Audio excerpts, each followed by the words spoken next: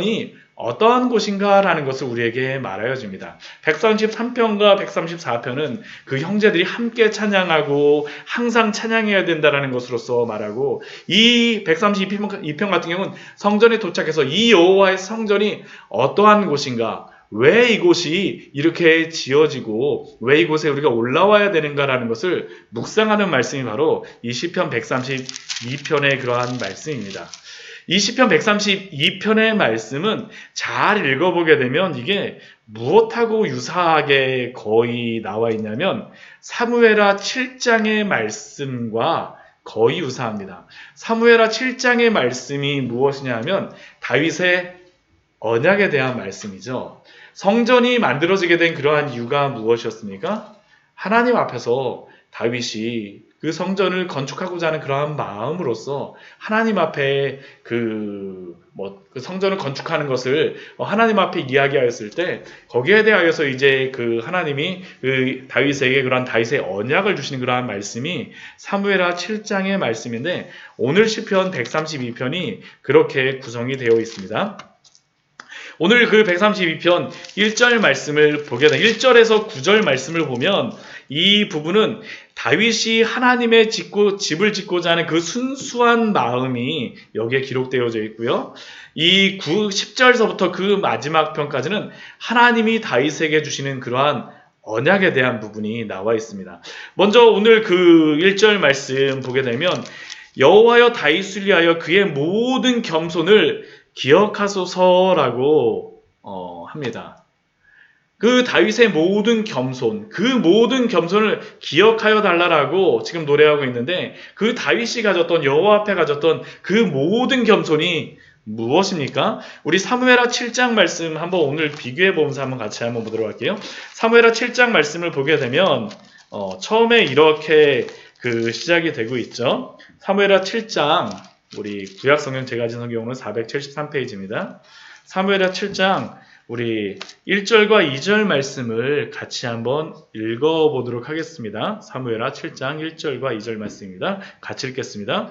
여호와께서 주의 모든 원수를 무찌르사 왕으로 궁에 평안히 살게 하신 때에 왕이 선지자 나단에게 이르되 볼지어다 나는 백향목 궁에 살거늘 하나님의 궤는 휘장 가운데 있도다.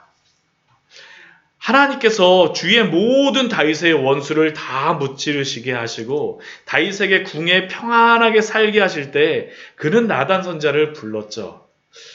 나는 백향목 궁에 살거늘 하나님에게는 그 휘장 가운데 있도다. 여기서 우리는 놀라운 것을 발견할 수 있습니다.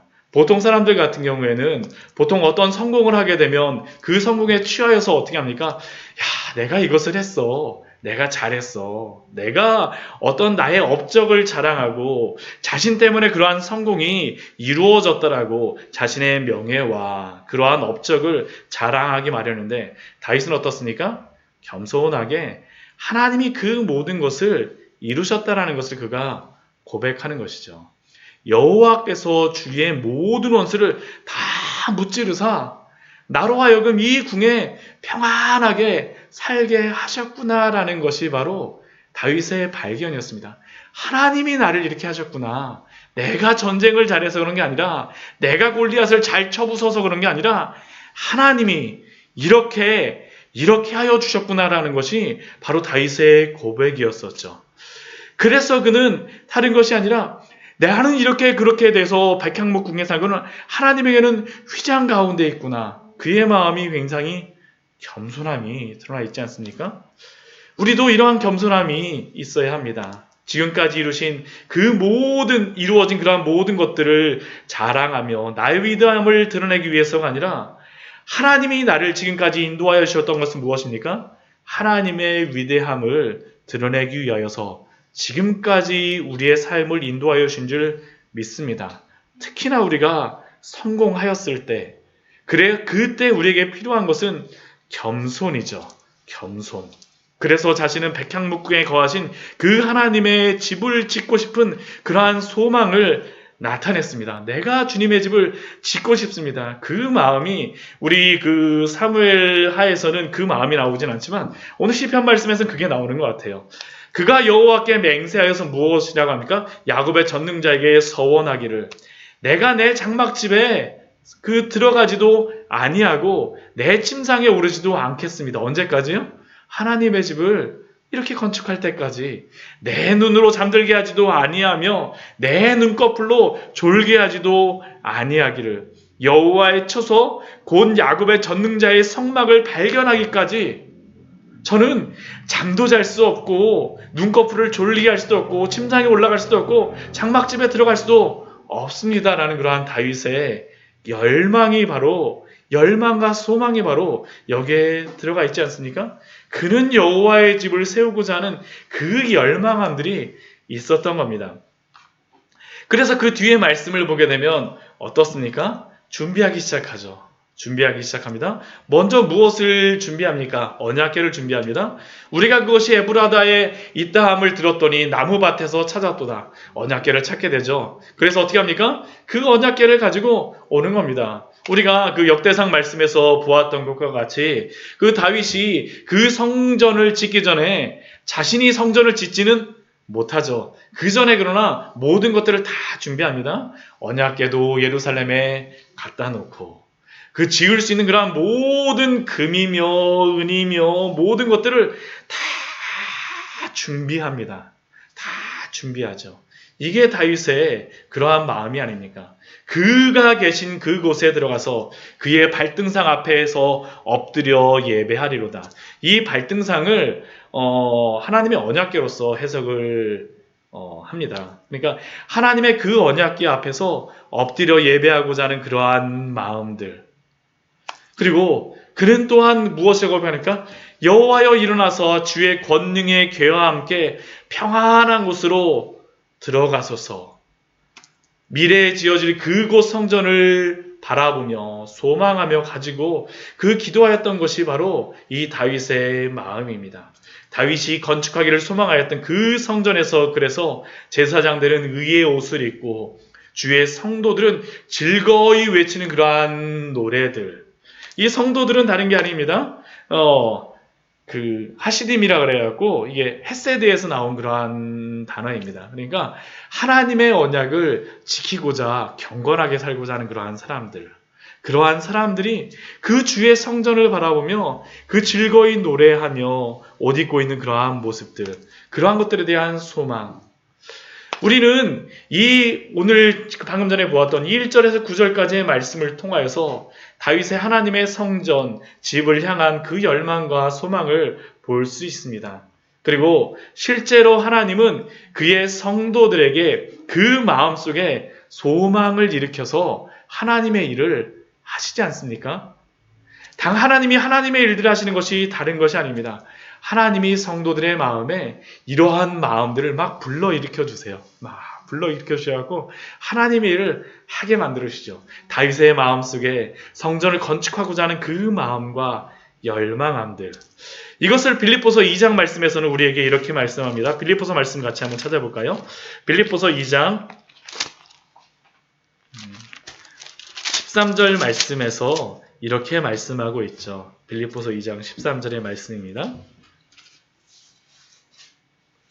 신약성경 제가 가진 성경은 320페이지입니다. 같이 읽도록 하겠습니다. 너희 안에서 행하시는 이는 하나님이시니 자기의 기쁘신 뜻을 위하여 너희에게 소원을 두고 행하게 하시나니. 우리 안에서 행하시는 이가 누구이십니까? 하나님이시죠. 그런데 하나님의 그 자기의 기쁘신 뜻을 이루시는 방법이 무엇입니까? 너희에게 소원을 두고 행하게 하시나니. 하나님께서 다윗의 마음에 그 소원함들을 불러일으키심으로 말미암아 자신의 그 기쁘신 뜻을 이루셨던 것입니다. 하나님이 우리의 마음속에 불일 듯이 거룩한 소원을 불러일으키시고 그 소원을 보게 하심으로 그것을 꿈꾸게 하심으로 그 일을 이루어 가시고 이게 바로 다윗의 장막을 그 다윗을 통하여서 하나님의 그러한 성소를 그 성전을 만드셨던 그러한 방법이지 않습니까? 그러면 이러한 마음을 가진 사람들은 어떻게 해야 될까요? 준비해야 되겠죠. 준비해야 되겠죠. 다윗과 같이 준비하는 그러한 것들. 다윗이 성전을 건축하기 소원하며 하나님이 그 마음의 소원을 부를 듯이 불러일으키실 때 그는 준비하였습니다. 우리가 사무엘 하 이전에 보았던 것과 같이 또한 역대상에 또한 보았던 것과 같이 그는 그 소원을 향하여서 정말로 여호와의 그러한 궤도 준비하고 또한 그러한 모든 만들 수 있는 그러한 모든 것들을 또한 준비하였습니다. 또한 이런 것들과 합하여서 우리가 또한 행해야 될 것이 무엇이겠습니까? 하나님 앞에 기도해야 되겠죠. 하나님의 그러한 마음들을 가지고 기도해야 됩니다.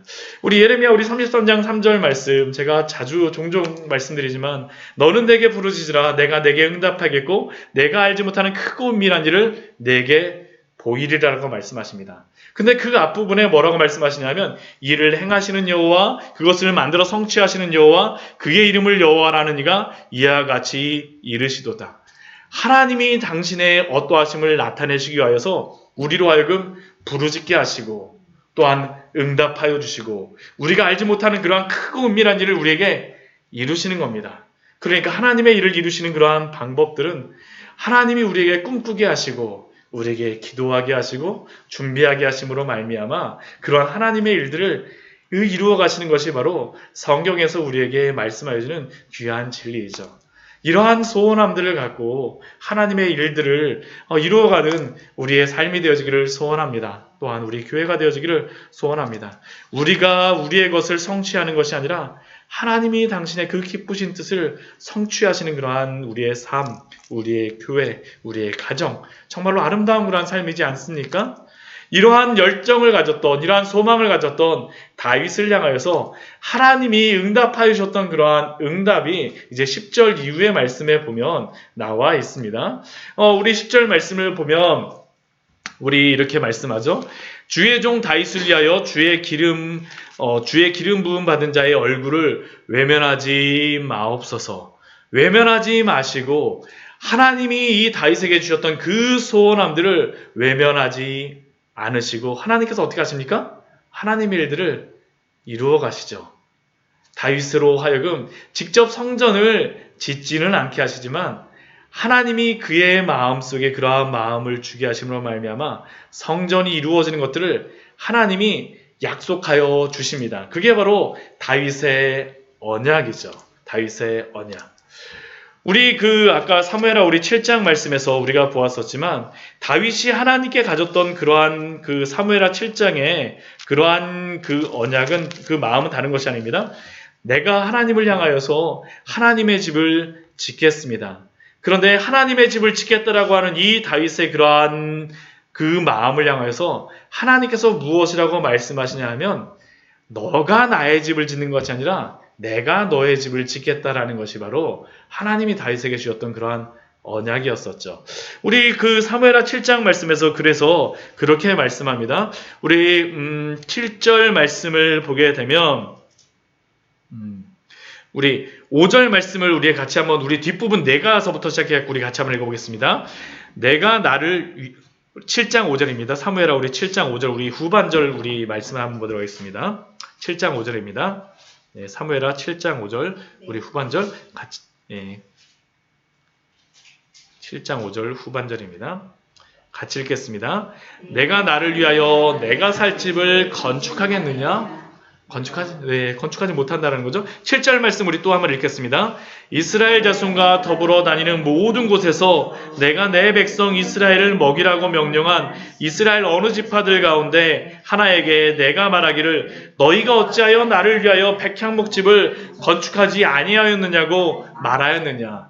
어떻게 보면 다윗의 이 소망에 대해서 하나님께서 뭐라고 말씀하시는 거세요? 네, 거절하시는 것 같죠. 근데 하나님께서는 이 거절하시는 것이 아닙니다. 무엇이라고 하나님께서 대답하십니까? 엄청난 그러한 약속을 주시죠. 우리 11절 말씀, 우리 11절, 12절, 13절 말씀을 같이 한번 읽어보도록 하겠습니다. 전에 내가 사사에게 명령하여 내 백성 이스라엘 다스리던 때와 같이 아니하게 하고 너를 모든 원수에게서 벗어나 편히 쉬게 하리라. 여호와가 또 내게 이르노니 여호와가 너를 위하여 집을 짓고 내 수완이 차서 내 조상들과 함께 누울 때 내가 내 몸에서 날 내 씨를 내 뒤에 세워 그의 나라를 견고하게 하리라.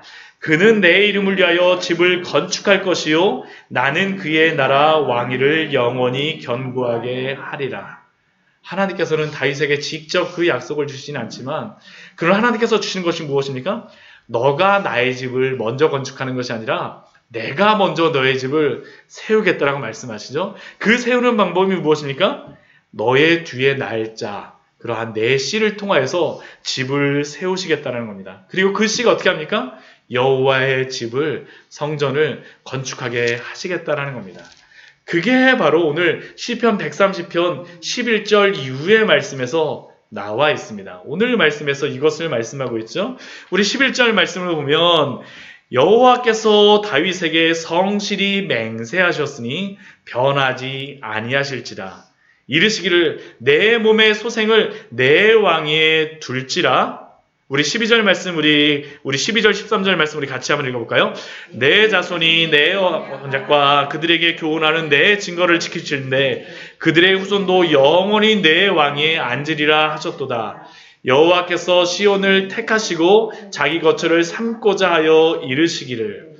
하나님께서 이 사무엘하 7장 말씀에 주셨던 그러한 약속을 오늘 시편 132편 말씀에서 그대로 주시는 것이죠. 이게 지금 어디서 노래 부르고 있는 것입니까? 여호와의 성전에 도착하여서 이 성전을 보면서 하나님이 세우신, 하나님이 다윗에게 주셨던 그 언약, 하나님이 다윗의 집을 세우시겠다고 약속하셨던 그 언약이 지금 어떻게 되어 있는 겁니까? 성취가 되어져서 있는 거죠. 실제로 다 집이 지어져서 있는 것입니다. 이게 바로 하나님이 이 성전을 올라올 때마다 보게 하시는 그러한 은혜가 아닙니까? 그뿐만 아니라 영원히 내 왕위에 앉으리라. 영원히. 그러나 조건이 있습니다. 무엇입니까? 내 언약과 그들에게 교훈하는 내 증거를 지킬진데, 지키지 않으면 어떻게 됩니까? 그러한 하나님의 징계가 있음을 사무엘하 7장에서도 우리에게 분명히 말씀합니다. 그리고 실제로 그렇게 지어진 증거는 솔로몬을 통하여서 시온에 세워진 예루살렘 성전이었습니다. 그곳이 바로 하나님이 쉬실 곳, 14절의 말씀같이 이는 내가 영원히 쉴 곳이라 내가 여기 거주할 곳이라 라고 약속하신 그 장소입니다. 그리고 이스라엘 백성들은 그곳에 올라가서 있습니다. 그리고 그들은 무엇을 기억하겠습니까? 그 성전을 보면서 다윗에게 주셨던 그 약속을 기억하는 것입니다. 그리고 그곳에서는 또한 무엇이 있습니까? 내가 이 성에 15절 말씀 보면 식료품이 풍족히 복을 주고 떡으로 그 빈민을 만족하게 하리로다. 그 빈민조차도 가난한 자들조차도 만족하게 하신다라는 겁니다. 그곳이 바로 예루살렘 성입니다. 그리고 그곳에서 제사장들은 또다시 구원의 옷을 입고 그 성도들은 어떻습니까? 즐거이 외치는 것들을 지금 그들은 보고 있겠죠. 성전에 올라와서 그 기쁨의 찬양들을 듣고 있지 않겠습니까? 그러나 우리가 이스라엘 역사를 보게 되면 이렇게 하나님의 영원한 약속 다윗에게 주셨음에도 불구하고 다윗의 왕국은 어떻게 됩니까? 멸망하는 것을 우리가 볼 수 있죠. 지금 이렇게 성전에 올라오는 자들 중에는 솔로몬이 지었던 그 첫 번째 성전이 아니라 또 어떤 사람들도 있겠습니까? 한번 멸망하고 난 다음에 다시 지어졌던 두 번째 성전에 올라와서 이 찬양을 부르는 사람들도 있을 것입니다. 저희 뒤에 예루살렘 성전이 있는데요. 저 성전은 2차 두 번째 지어졌던 그 성전을 기준으로 다 만들어진 것입니다. 그렇다면 그들은 그 성전을 보면서 이스라엘의 멸망과 다윗 왕국의 영원하지 않음을 그들은 보았을 것입니다. 그렇다면 그 다윗의 언약은 지켜지지 않은 영광입니까? 아니죠. 지켜졌습니다. 왜 그것이 지켜졌습니까? 우리 주 예수 그리스도를 통하여서 그것이 이루어지는 것이죠. 오늘 17절 말씀을 보게 되면 이러한 말씀이 있습니다. 우리 17절 말씀 우리 같이 한번 읽도록 하겠습니다. 내가 거기서 다윗에게 뿔이 나게 할 것이라. 내가 내 기름 부음 받은 자를 위하여 등을 준비하였도다. 여기서 말하는 이 뿔은 누구겠습니까? 예수 그리스도를 의미합니다. 영원한 왕. 하나님이 다윗에게 집을 지어주겠다라고 약속하셨던 그 궁극적인 약속도 결국 누구를 통하여서 완벽한 집이 지어지는 것입니까? 예수 그리스도를 통하여서 이루어지는 것입니다. 그의 원수들에게 수치를 옷 입히고 또한 그에게 약속하신 그 씨에게 왕관이 빛나게 되는 것들이 누구에게서 성취가 되어집니까? 예수 그리스도를 통하여서 성취가 되어지는 것입니다. 결국 예수 그리스도를 통하여서 다윗에게 약속하신 그 모든 언약이 어떻게 되어졌습니까? 이루셨습니다. 하나님께서는 다윗을 통하여 약속하셨던 그 모든 약속을 예수 그리스도 안에서 이루셨습니다. 하나님께서는 예수 그리스도를 통하여서 집을 세우셨습니다. 그 집이 누구입니까? 바로 우리입니다. 우리. 에베소서 말씀에서 우리로서 말씀하지 않습니까? 에베소서 우리 2장 말씀에 보면 이렇게 말씀하고 있죠. 우리 에베소서 우리 말씀을 같이 한번 보도록 하겠습니다.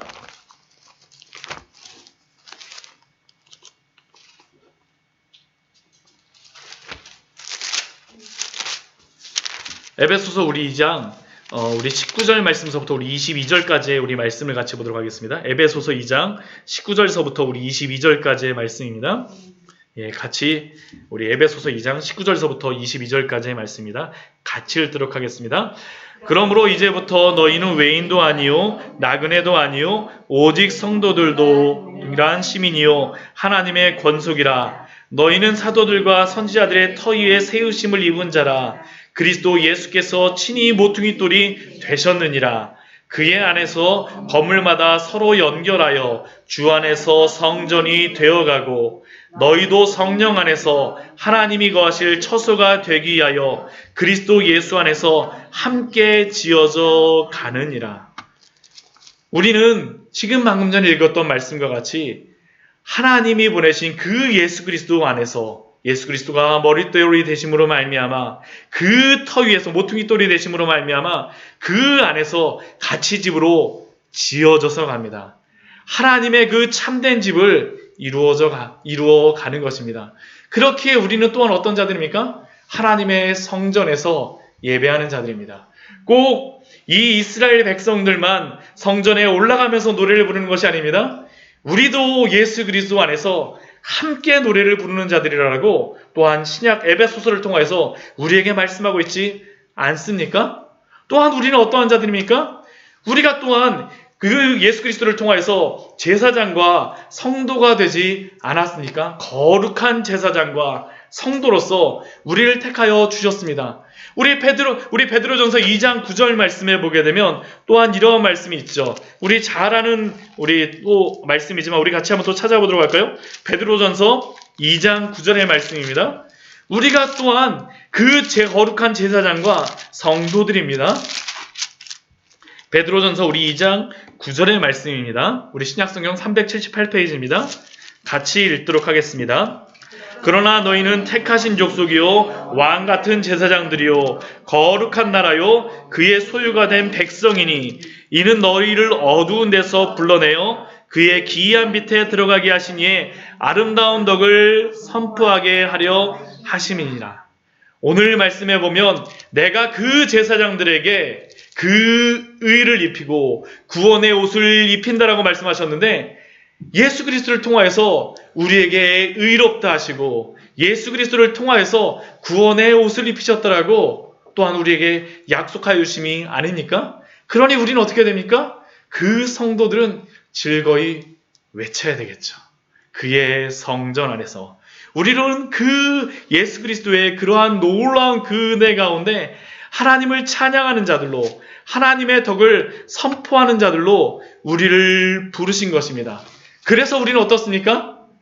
하나님의 성전 안에서 그 15절 오늘 132편 우리 15절의 말씀과 같이 이 성의 식료품에 풍족히 복을 주고 떡으로 그 빈민을 만족하게 하리라라는 그 약속과 같이 이것을 누리는 자들이 바로 우리인 줄 믿습니다.